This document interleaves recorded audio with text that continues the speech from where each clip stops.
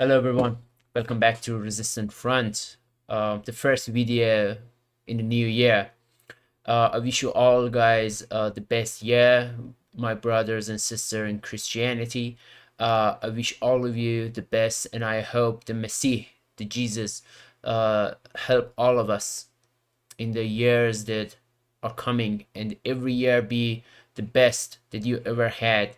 And the more you go on, the better everything gets. But unfortunately, most of the time, I'm the carrier of bad news. And the news that I'm carrying today are not going to be good. And the analysts, of course, it depends on your perspective. There are some good parts as well for the region, and there are some bad parts for countries like Turkey.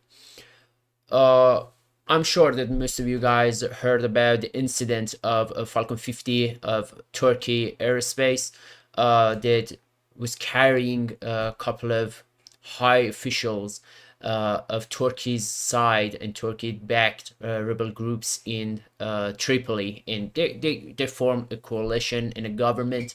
And they're somewhat a government, but not an official one and not a functional one.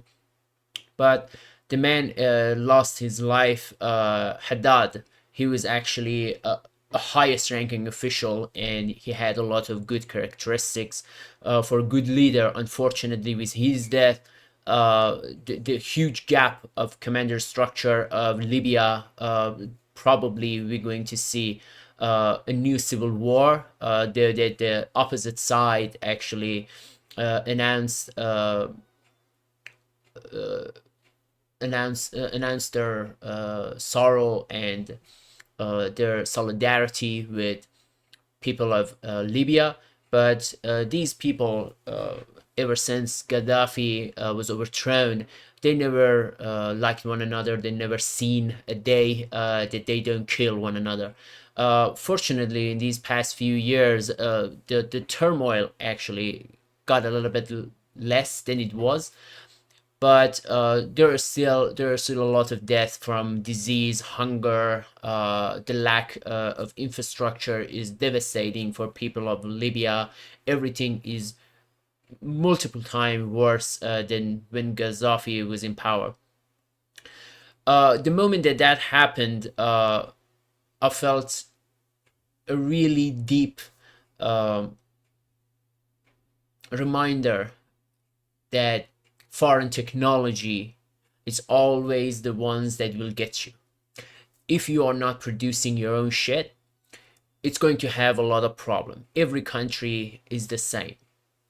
You can see that these things never happen to China and Russia because of the vast amount of technology and investment they put in those technologies.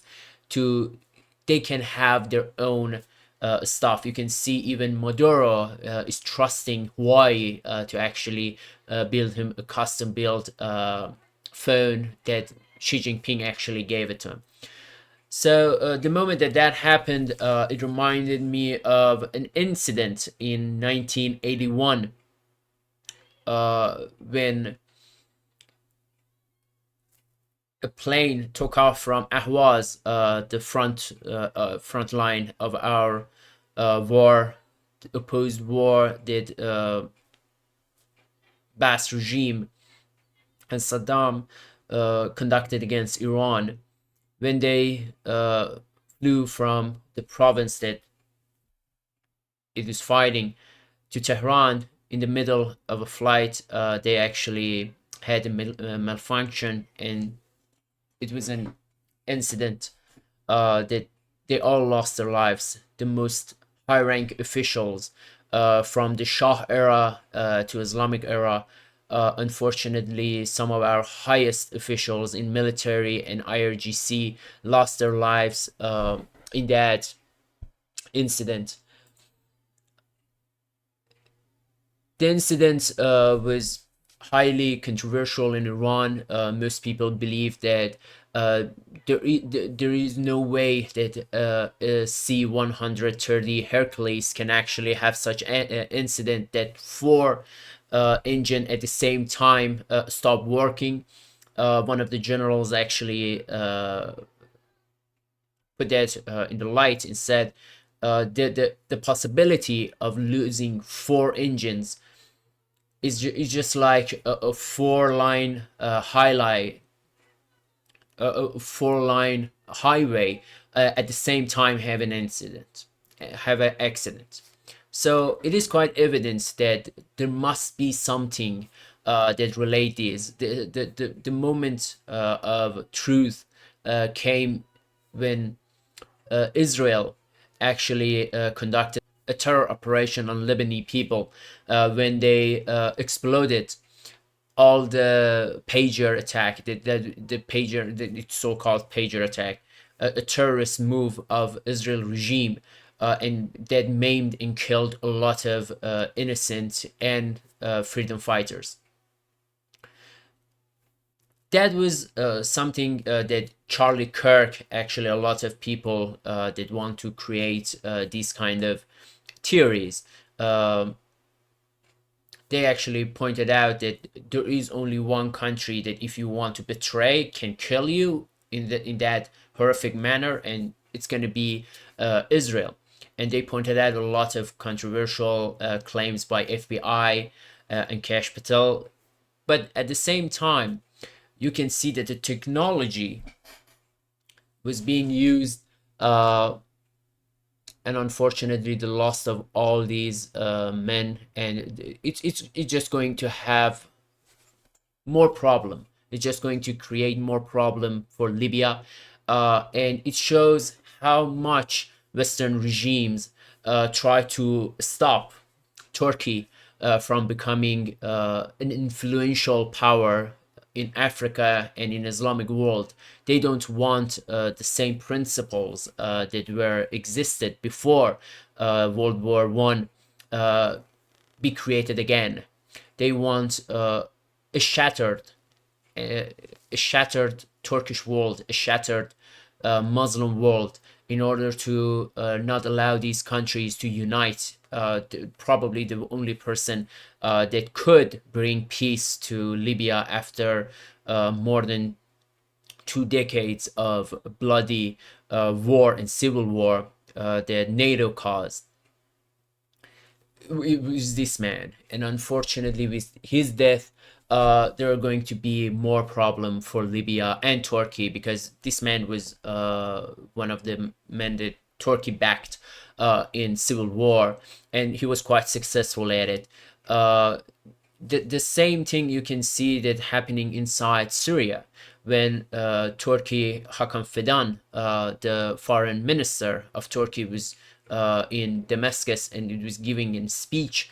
The moment he started pointing out the Palestine, they shut him off.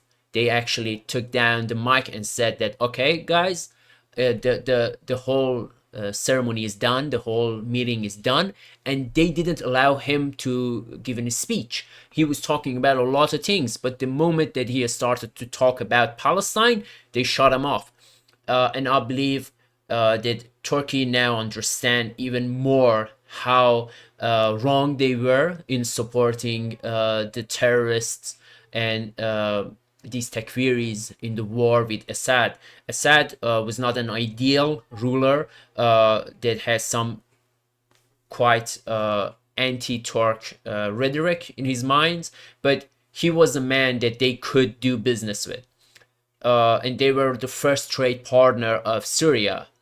Did Iran saved the Syria, but they were the first partner in financial activities. Just like we are the first partner in Iraq, they were the first partner in Syria. But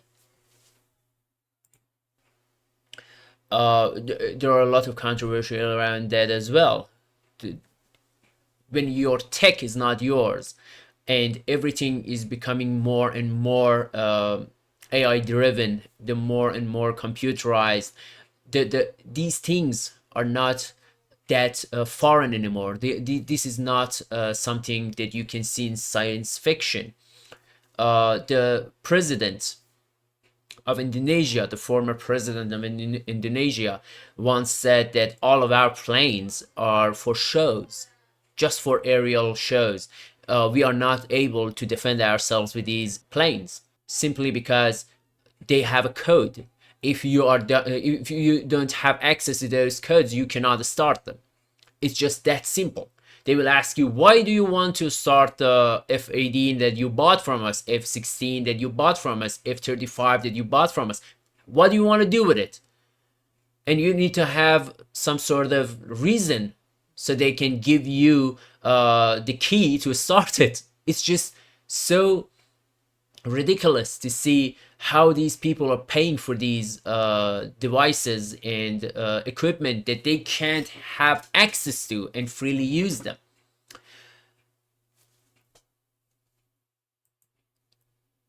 This is the Times of Israel.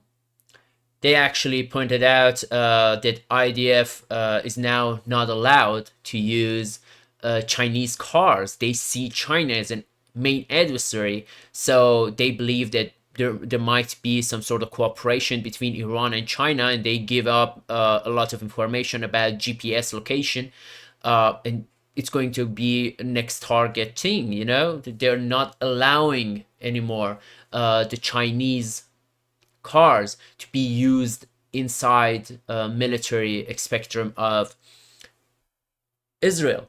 But unfortunately, Iran is using it. This man, he is now the head of all our military, and after the supreme leader. His predecessor actually got assassinated in 12-day war. This man was the head of army, and now he is the head of IRGC and army at the same time. It was a position that controlled all these organizations, all the police, IRGC, army. They all answer to this man now. And you can see that he's using a Twitter. The same thing exists for all, unfortunately, all of our high-ranking official military servicemen. That we are one of the biggest producers of cars in the world, and we have a self-sufficiency jihad organization that is creating a lot of military cars. And they won a couple of great prizes in all sorts of competition that these cars go for. Especially our MRAPs are really sophisticated. When they are accusing people of doing something, make sure that they done it. When they were accusing Hamas of having a tunnel underneath a hospital, the moment that that happened, I said to myself, that these guys definitely did it. These guys definitely used underground facilities under hospitals, because every accusation by these people is a confession. There is no doubt about it. And if they believe that these cars can be used against a government, against their own military personnel, make sure, bet your ass, that they can do the same with Iranians and any country around the world. But you should see this, and you should understand that with this gap that has been created by the death of Haddad in Libya, it looks like Turkey understood that it doesn't matter how much they try and how much they invest, they're not going to be accepted in NATO, and they're not going to be accepted in Western camps. They understood. Erdogan is a character that don't want to play with any side and both sides. That's why there are a lot of mistrust between all countries with Turkey. The strategic place of Turkey makes it untouchable, and you have to have relationship with Turkey, because the only way that you can have access to Black Sea is by Turkey. And the Mediterranean, they have a strong presence there, and let's not forget that they have a history of Ottoman Empire behind their back.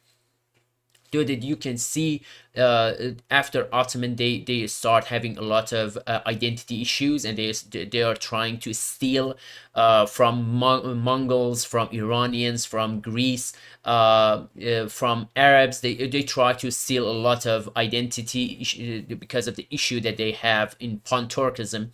They are trying to create an identity for themselves. It's not quite catching with anyone, but they're trying their best, and they are using what they have, and even those that they don't. But this incident and the ones that happened beforehand in Syria, for example, multiple times they brought air defense system to the country, and Israel didn't allow it to exist. They shut them down on an airport. They don't want this cake that they split it between themselves. They can see now that Israel has no intention of sharing it. And Jolani understood the assignments that Turkey is not a way to go, and they are pivoting toward Israel and the West. And you can see the more they're pivoting toward Israel and United States, Turkey is trying to pivot toward Iran. This is a common practice by all Middle Eastern countries. The moment that they feel threatened, they come toward Iran. Iran is the motherland of all these countries. So, and they have huge and deep-rooted culture and history with Iran. So they most of the time they try to act independent, but the moment that the shit hit the fan, they come back to Iran for guidance and help. And Hakan Fidan actually came to Iran, and the Iraqi said that it was a great meeting, and we had a lot of good decisions in that meeting. It looks like they brought a message to Pezeshkian, the President Pezeshkian, and our Supreme Leader. We don't know what they're talking about. They only said things that they were said publicly, and they announced those things. But they've been said that there are letters that are being passed around for Supreme Leader. You can see even Saudi Arabia. Saudi Arabia is now attacking Emirates, and they issued that after an attack and capture of couple of cities by the militias that are under support of Emirates, Saudi Arabia is now understood that they are not going to allow us have any kind of share in the cake of Yemen. Now, and I believe that Israel will not allow even Emirates to have any share of that. The moment that they get rid of Saudi Arabia, they're going to conduct a lot of bombardment on Emirates as well. That's how they operate. They always separate. The moment they conquer, they go for the next piece. And I assure you, there will be a day that Emirates will have a lot of problem with Israel. But until then, it looks like Saudi Arabia issued an ultimatum for Emirates to totally evict all the places or else. We don't know what they're going to do, and I don't believe that Saudi Arabia has the power to do anything because Emirates is not alone. Emirates is backed by Israel. So three main countries in Middle East, the main players. The Saudi Arabia, after Aramco understood that they are not ready to confront Iran nor Houthis, so they stood down a little bit. But the moment that Assad fall, they started to be active again, especially in Syria. And even they want to give away $40 billion worth of unpayable loans to Syria in order to the debt, the amount of debts that Syria has to international countries. They want to get rid of that and make Syria some sort of relief I don't know, and they are buying influence for themselves in new Syrian government.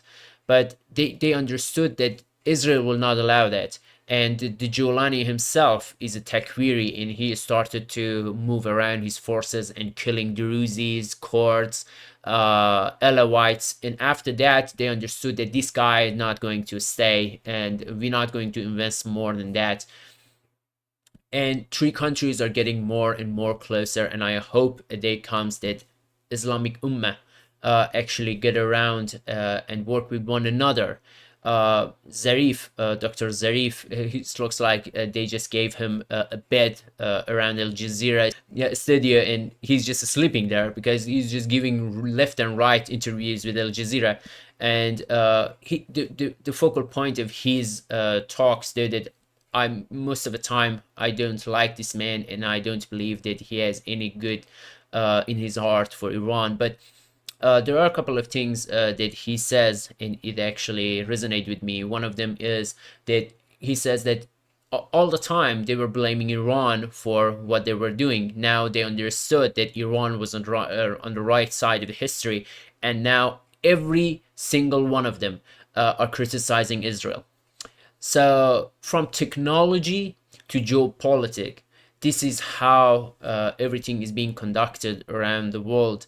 I believe that self-sufficiency of all countries should be the most important mission of those governments, and just do your best to create your own shit, especially the strategic ones, because it doesn't matter how much trust you are putting in someone else's craft, a day will come that it will blow in your face, literally blow in your face.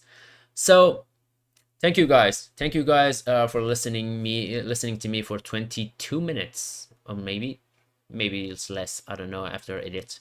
But thank you guys, thank you for watching.